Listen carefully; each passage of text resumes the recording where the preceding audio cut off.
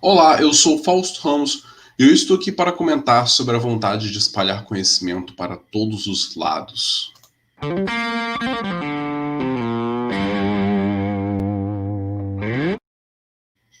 Eu decidi voltar com a minha série de vídeos do Caosofia Responde, onde eu respondo alguns dos comentários mais interessantes que entraram na minha caixa de comentários dos meus vídeos. Eu decidi dar um tempinho daquela série justamente para dar tempo de mais comentários interessantes surgirem para eu poder tecer as minhas considerações a respeito do que vocês falam. Eu gosto muito do fato de que eu pareço ter cultivado com o Caosofia uma comunidade de pessoas que gostam de discutir e debater de maneira profunda a respeito dos assuntos. E assim, esse é o momento em que vocês têm para poder brilhar e aparecerem na tela do meu canal. Hoje eu vou falar a respeito do comentário do Caminho da Quimera no meu vídeo a respeito do conteúdo web.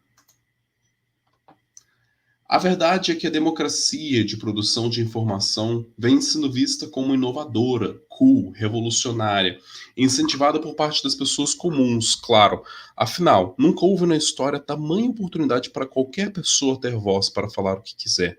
E incentivada também por parte das plataformas, que querem mais quantidade do que qualidade para lucrarem com anunciantes parceiros.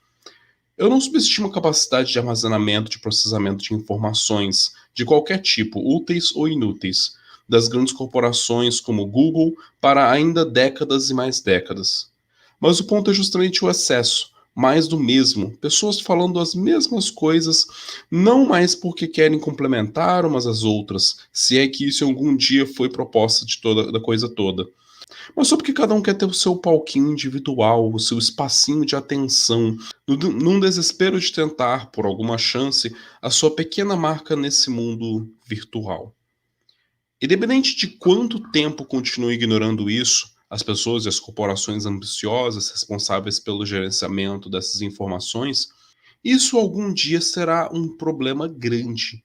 E eu acho que precisa ser começado a ser discutido e pensado em soluções desde hoje. Não será fácil, mas sem dúvida é muito importante. De fato, todo mundo está tentando encontrar um lugar ao sol. Está todo mundo tentando, de qualquer maneira, conseguir ficar popular, famoso. E não é simplesmente mais a fama de ter milhões de seguidores, mas se tornou meio que uma obrigação para qualquer pessoa que quer ter algum tipo de negócio também ter a sua marca divulgada nas redes por meio daquilo que a gente chama de, vamos dizer, marketing digital, ou então as pessoas que se tornam influencers, que talvez é um dos tipos de subemprego mais famigerado e que atrai mais pessoas ultimamente. A ideia de você trabalhar de dentro de casa, trabalhar reafirmando a sua imagem pessoal de uma maneira muitas vezes até bem narcisística, e com isso você conseguir a atenção de corporações que vão te utilizar como uma voz de autoridade entre as pessoas que te seguem para divulgar os produtos deles e assim ganhar o seu dinheiro. Esse mercado, esse mercado, ele não é um mercado fácil, não é um mercado simples e também é um mercado de privilégios muito grandes, muito maiores do que as pessoas costumam acreditar ou pensar. Começa pelo privilégio do fato de que nós ainda vivemos em um mundo onde determinados estereótipos de fisionomia pessoal são considerados como os estereótipos de alguém que tenha ou não autoridade dentro de um meio, ou inclusive das pessoas que acabam sendo privilegiados no momento de receber a atenção das outras pessoas. É o efeito da necessidade do embelezamento da imagem de um influencer para que ele seja influencer, para que as pessoas queiram assistir ele num vídeo, para que as pessoas queiram acompanhar o Instagram dessa pessoa. A gente vê a forma como as pessoas perceberam muito rapidamente que a melhor maneira de conseguir atenção é maximizando-se na sua imagem, inclusive no caso da sensualização da própria imagem. A gente vê uma famigeração de mulheres que provavelmente em qualquer outro contexto não aceitariam prostituir-se, mas tá tudo bem elas começarem a abrirem uma página no OnlyFans, que é um canal, que é um site que permite que as mulheres vendam fotos sensuais para as pessoas que querem pagar. É uma forma de prostituição mais atenuada, talvez, mas tão popularizada que dá a entender que se não fosse por meio do pagamento, essas pessoas não consentiriam com essas práticas. E muitas dessas mulheres também não consentiriam em adotar essa estratégia como uma forma de renda, caso elas percebessem que ou essa forma de renda é muito mais rentável para ela do que um emprego formal em qualquer outra área de trabalho, e que a única forma de conseguir dinheiro é apelar para o fato de que todas as pessoas estão extremamente carentes e sedentas por algum tipo de demonstração de afeto que elas estariam dispostas a pagar para ver aquela outra pessoa nua ou seminua. Simplesmente ver. Absolutamente simplesmente ver. Tá, beleza. Claro que isso não é um fenômeno da internet necessariamente, a ideia de pessoas pagarem para poder ver outras pessoas nuas ou seminuas. A gente já tinha revista é, como Playboy ou G Magazine há muito tempo. O lance é que a gente pulverizou pra caramba não apenas o acesso das pessoas a esse tipo de conteúdo, mas as pessoas que podem, por conta própria, se oferecer com esse tipo de conteúdo. Para você aparecer antes numa G Magazine, numa Playboy, você tinha que ser, no mínimo, uma celebridade ou um ex-BBB. Hoje em dia, qualquer pessoa se disponibiliza para isso. E na lógica de mercado dessa disseminação neoliberal de empreendedorismo isso, empreendedorismo aquilo, empreendedorismo como solução para a nossa crise econômica, empreendedorismo como uma maneira de ajudar pessoas em situação de vulnerabilidade social, pessoas que sofrem opressão, minorias sociais, a se ascender economicamente por meio dessa lógica neoliberal de que, a não ser que você seja capaz de vender alguma coisa, você não tem direito de existir. Tudo isso eu considero parte de uma lógica meio perniciosa. Eu só utilizei esse exemplo do OnlyFans para falar, na verdade, numa questão de um âmbito de desespero que eu vejo. Porque, infelizmente, nós ainda vivemos uma sociedade majoritariamente muito preconceituosa, e com isso, o fato de algumas pessoas, majoritariamente mulheres, aceitarem a ideia de possivelmente demolirem a possibilidade delas de ter uma carreira em algum outro emprego que seria uma carreira mais formal, por assim dizer. Poxa, tem professoras que foram descobertas tendo um perfil no OnlyFans e foram é, demitidas da escola que trabalhavam. Pessoas que quando você se habilita no setor de recursos humanos para poder botar o seu currículo, eles pedem para poder dar um jeito de acessar suas redes sociais para poder ver o perfil da pessoa. Sua rede social já se tornou também a maneira como as pessoas vão te encontrar e vão te perceber profissionalmente. Daí vai a pessoa, pesquisa pelo seu nome, pesquisa pelo seu perfil e descobre talvez uma conta de OnlyFans relacionado contigo e não vão querer te contratar por conta do preconceito que ainda existe relacionado com a sexualidade humana. Então, isso é basicamente dizer que essas pessoas estão desistindo de um mercado formal. E isso quer dizer também que o nosso mercado econômico está falhando em prover emprego para essas pessoas. No Brasil, a gente já está na margem dos 14% de desemprego, que é tipo um marco em relação a todos os outros governos das últimas décadas. É difícil imaginar uma época onde houve tanto desemprego no Brasil, desde talvez. Eu não vou me arriscar a falar dados históricos, mas eu sei que 14% é muito. É muito comparado com muito tempo. Acho que. Eu vou falar com segurança. Durante todo o governo do PT nunca houve uma taxa de desemprego tão alta. Beleza? Beleza. É isso que eu queria dizer a respeito disso. Mas dado que a gente está falando dessa questão do desemprego e das pessoas apelando para as mídias sociais, para o marketing digital como uma forma de aquisição de dinheiro, e eu faço parte dessa lógica, eu acredito que talvez eu tenha um pouco mais para dizer a respeito disso por eu pertencer a essa lógica de ser uma pessoa que se colocou nas redes sociais como um formador de opinião, que tem os meus infoprodutos para poder vender. Eu sou, em parte, um influencer, e eu tento ser responsável com a mídia com o espaço que eu ganho aos poucos com essas mídias. Mas eu vejo as pessoas meio que apelando para todo mundo criar uma página de Facebook, criar uma página de Twitter, criar uma página de não sei lá o que para tentar propagandar e utilizar daqueles manuais de marketing digital que tem espalhado para todos os lugares na internet como uma solução. Isso faz com que as pessoas estejam o tempo todo produzindo ideias, produzindo conteúdo, replicando conteúdo uns dos outros, criando conteúdo simplesmente pegando de outras páginas estrangeiras e traduzindo mal traduzido alguma tirinha sobre algum assunto relacionado com o que ela fala para poder colocar na sua página, que não se dá o trabalho a realmente criar nada e simplesmente já se apropria do trabalho das outras pessoas para poder alavancar a própria rede com memes e piadinhas e depois tentar vender alguma camiseta ou coisa assim pelo seu próprio site. Além de tudo, de toda essa lógica de reaproveitamento de conteúdo, existe o fato de que a lógica do marketing digital implica muitas vezes nas pessoas não entregarem o todo do que elas têm para dizer a respeito de um assunto, sob o risco de elas ficarem sem nada para entregar depois.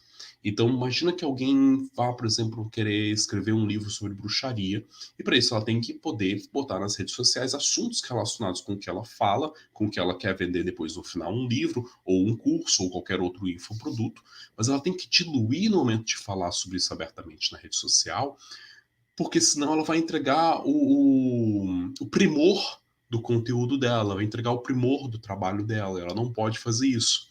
Então você tem que diluir e fazer um conteúdo extenso e falando vários nadas e entregando muito parcialmente as ideias relacionadas com aquilo, para depois no final você convencer a pessoa a comprar o seu curso, a comprar o seu produto, a comprar o seu livro.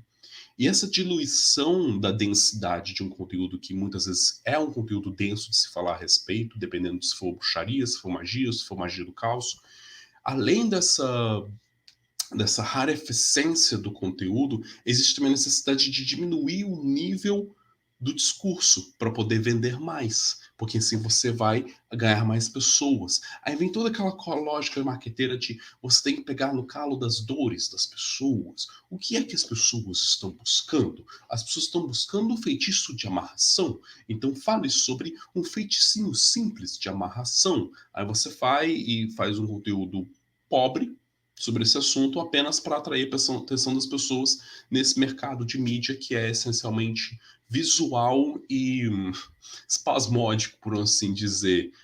Vocês botam umas frases assim, de choque, de impacto junto com uma imagem, faz uma coisa na forma apetecedora, apesar de muitas vezes o conteúdo literal em si ser muito pobre. E isso vira norma. Isso vira norma do que significa consumir conteúdo na internet e o que significa propagar conteúdo na internet. Muitas imagens bonitas, muitas fotos, muitas coisas apelativas para olhar, para o sensorial visual, mas poucas coisas para realmente nutrir as pessoas de conhecimento. E o pior, quem está por dentro dessa lógica de mercantilização de saber, de mercantilização de infoprodutos, identifica, sabe e entende que o que é disseminado na rede não é conhecimento, é informação chamariz para chamar a atenção das pessoas para algum outro produto que está por trás daquilo. Enquanto que muitas pessoas que chegam a vários desses conteúdos desinformadas chegam com a intenção de querer aprender e sentem que estão aprendendo simplesmente pelo fato de que elas não tinham nenhuma informação, elas passaram a ter alguma informação e zero comparado com um é muito. É uma diferença, assim, quantitativa vamos dizer, proporcional.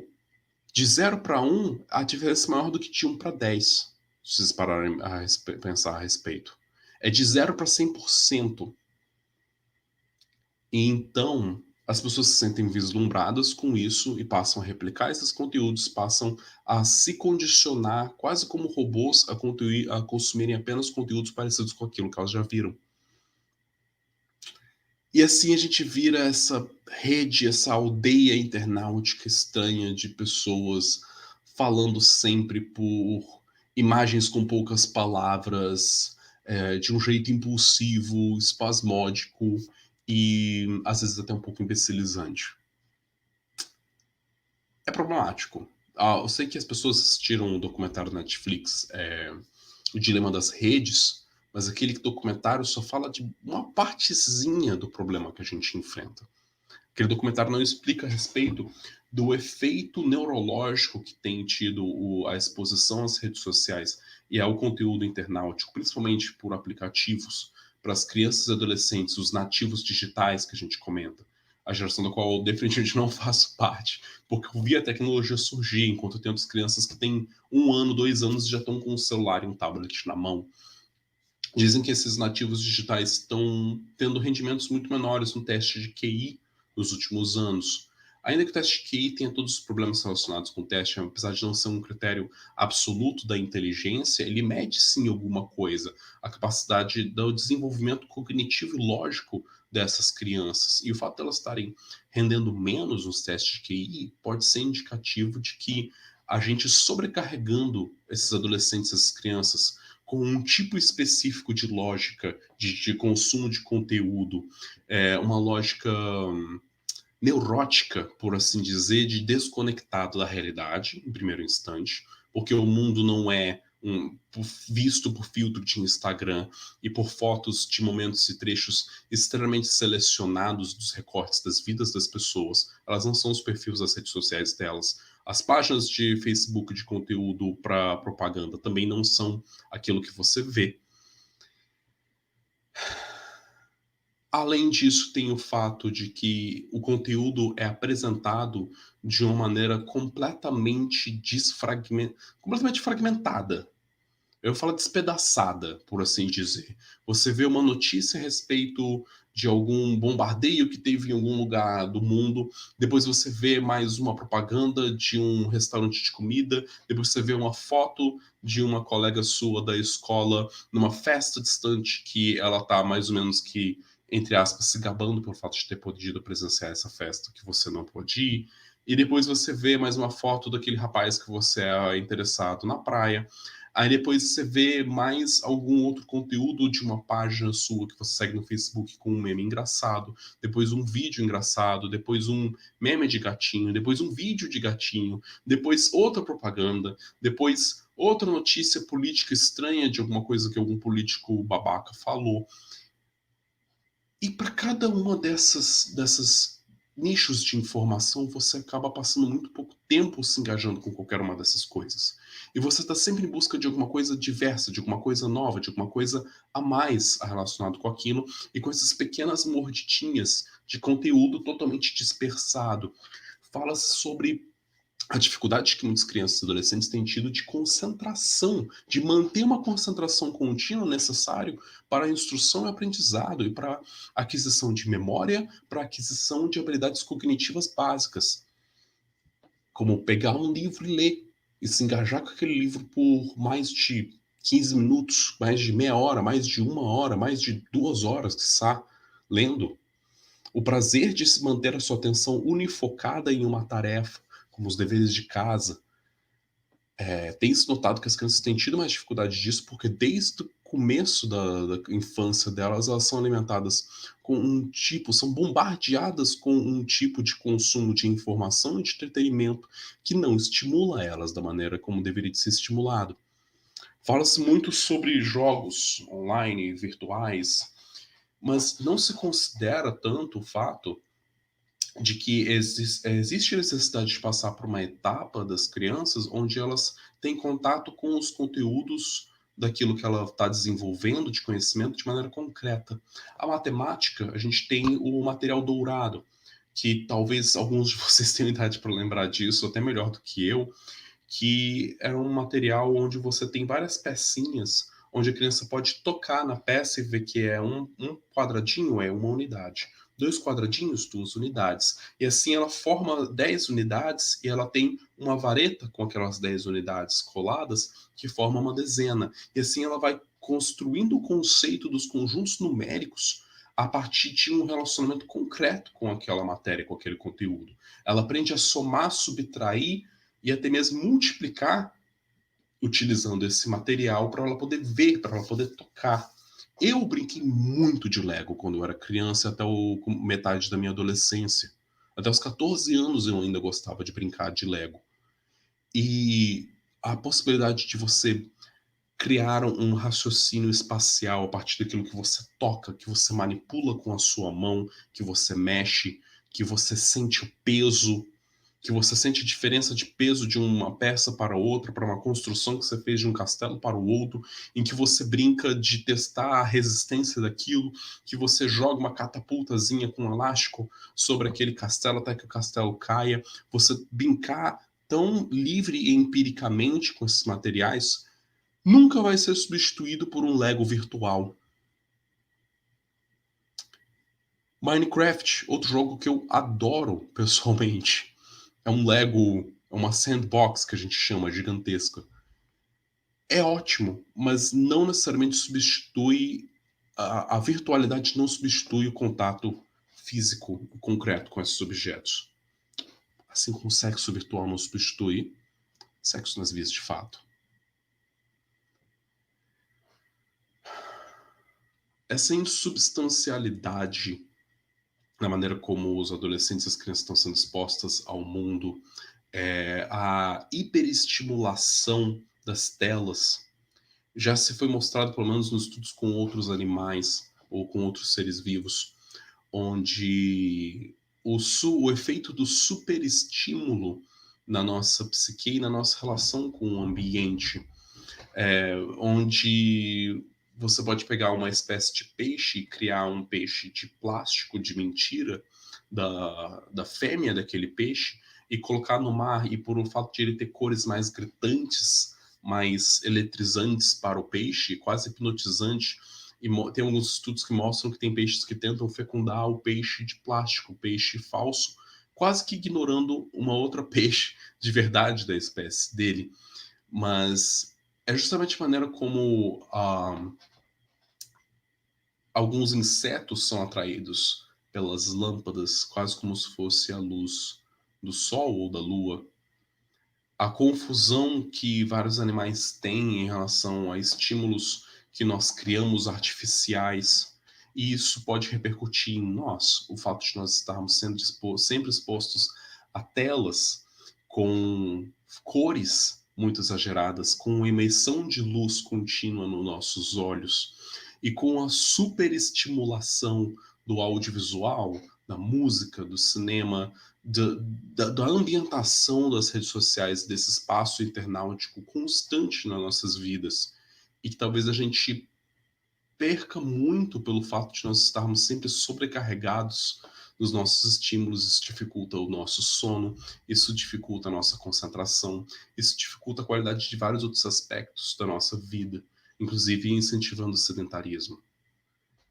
Nós estamos afundando uns aos outros, sendo canal de fazer o outro sentir necessidade de estar o tempo todo antenado com isso que acontece na rede, esse fear of missing out, que eles chamam, o medo de estar perdendo alguma coisa, e a necessidade de estar o tempo todo com o celular do lado, porque a qualquer momento pode ver uma notificação no Facebook, do Instagram, de alguma coisa que aconteceu e que você deveria estar interagindo e deveria estar sabendo a respeito daquilo. É necessário realmente parar para refletir a respeito dessas coisas todas.